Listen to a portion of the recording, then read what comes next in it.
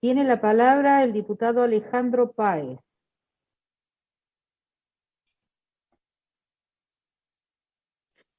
Muchas gracias, señora presidenta. La verdad que me toca volver después de varias sesiones en las que estuve ausente, como es de conocimiento público, por haber estado afectado por el tema del COVID, y de paso aprovecho y agradezco a todos los colegas que se han preocupado mi estado de salud, y particularmente también a usted, quien tuvo un gran gesto mientras estaba pasando un duro momento. Durante este tiempo que me ha tocado estar un poco relegado de las sesiones, en lo que podía trataba de escuchar y seguir a las sesiones que se llevaban a cabo, y generalmente me escuchaba esta parte de las sesiones, esta parte donde luego de someter a la aprobación o no algunos proyectos que son de suma importancia para la provincia de Catamarca, después se producían este tipo de debates ideológicos, ¿no? En donde cada sector sostiene y defiende lo que su color político genera, no tan solo en la provincia de Catamarca, sino en la República Argentina. Y dentro de ese contexto, particularmente a mí, me gusta ser muy autocrítico. Y dentro de esa autocrítica que me gusta desplegar, me gusta decir lo que pienso y no someterme de forma vertical a designios o a ideas que, aunque provengan desde mi propio sector político o del frente electoral o de gobierno que circunstancialmente pueda ocupar mi partido, sostener ese discurso. Y me parece que esto debe formar parte del carácter que debemos tener los políticos. Tener pensamiento propio, discernir y poder expresar lo que realmente pensamos. Los diputados que me precedieron en la palabra, lo he escuchado no tan solo en esta sesión, sino en sesiones anteriores, que erigen una dura crítica a quien le tocó ser presidente de la República dentro de un frente dentro del cual mi partido, la Unión Cívica Radical, estaba inserto. Tengo la gratificación de haber sido presidente de la Unión Cívica Radical a nivel provincia durante ese proceso, y tengo la satisfacción de poder haber dicho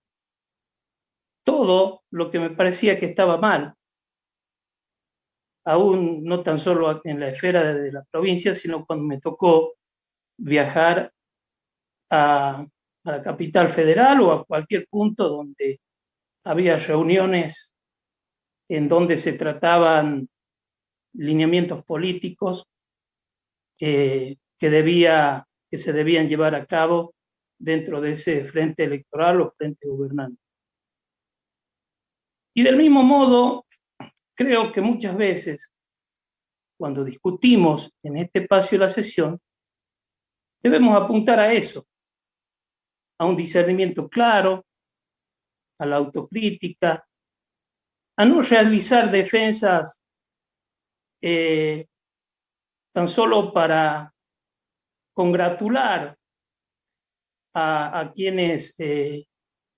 ostentan cargos políticos superiores, sino tenemos que hacerlos por el convencimiento mismo que nosotros tenemos. Y lógicamente que dentro de esas cuestiones o errores que hay que remarcar. Hay uno que, así como dicen que el presidente Macri, creo que ustedes referían que miraba Netflix, y que si es un presidente y ustedes consideran que ver Netflix o ver televisión a cierta hora del día está mal, ¿cómo no repudiar a las expresiones del presidente Fernández en ocasión de la visita del primer mandatario de España, cuando el presidente Fernández expresó esta tan famosa frase que decía que los argentinos vinimos de los barcos? Y esa frase, que parece, o algunos lo tomaron como algo muy liviano o descolgado, tiene mucha implicancia y tiene mucho que ver no tan solo con la historia de América, no tan solo con la historia de la República Argentina, sino tiene sus fuertes connotaciones con lo que nos pasa hoy como país. Primeramente decir, si nos remitimos a la historia, que los primeros que vinieron en barco fueron los europeos.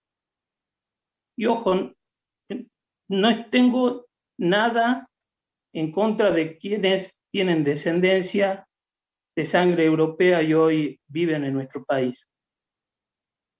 Pero fueron los europeos que con la espada y el símbolo de la cruz arrasaron nuestro continente en muy poco tiempo, arrasaron con toda una cultura, arrasaron con costumbres, arrasaron con una ciencia que se había creado sin tener incidencias foráneas, sistemas de cultivo, riego, astronomía. Y después, quienes siguieron viniendo en barcos fueron personas o favorecieron a que sigan viniendo en barco personas que tenían, a quienes hoy consideramos próceres, pero que tenían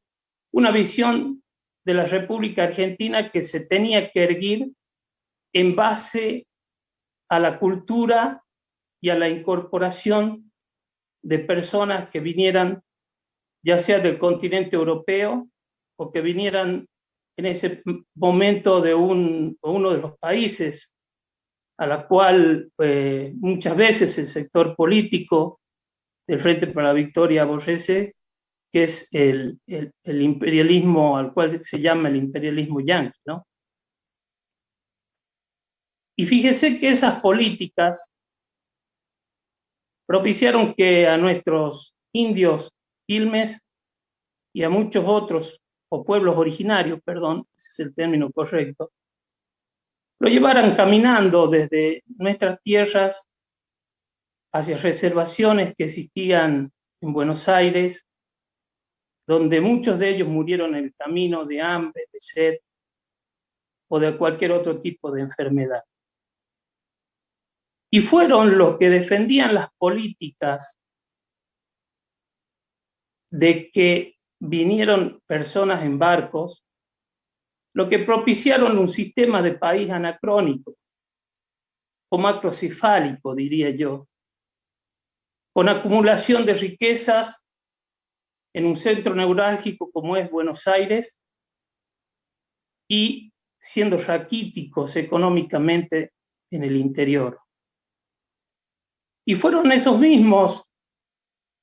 que promovían la venida de personas en barcos quienes aplicaron políticas para que héroes de nuestra historia, como Felipe Varela, tuviera que morir en el exilio